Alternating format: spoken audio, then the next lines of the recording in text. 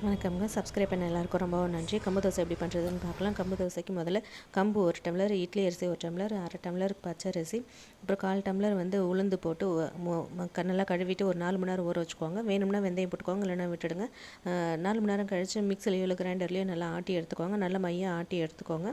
ஆட்டினதுக்கப்புறம் கல் உப்பு போட்டு நல்லா கரைச்சி மூடி வச்சுடுங்க. ஓவர் நைட்டு ஃபுல்லாகவே புளிக்கட்டும்னு சொல்லிட்டு விட்டுட்டேன். மறுநாள் காலையில் தான் எடுத்து தோசையோ இல்லை இட்லியோ எது வேணாலும் ஊற்றலான்ட்டு வச்சுட்டேன். மறுநாள் காலையில் பார்த்தா நல்லா புளிச்சிருந்துச்சு. நான் இட்லி ஊற்றலை, தோசை தான் ஊற்றினேன்.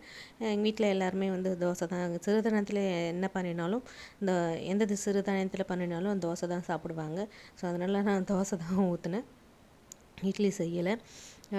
இதில் தோசை ஊற்றுறதா இருந்தால் நீங்கள் வேணும்னா கேரட்டு துருவி கூட போட்டுக்கலாம். இன்னும் கொஞ்சம் டேஸ்ட் நல்லா இருக்கும்.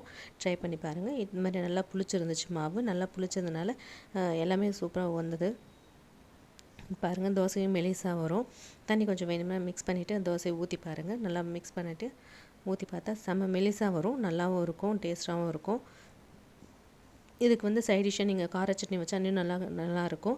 தேங்காய் சட்னியோ இல்லை நிலக்கடலை சட்னியோ வச்சிங்கன்னா அது காம்பினேஷன் எனக்கு என்னவோ அது விருப்பம் இல்லை. பட் நான் நல்லா சொல்லுன்னு காரமாக அரைச்சி நல்லா காரமாக வச்ச சட்னி தான் வைப்பேன்.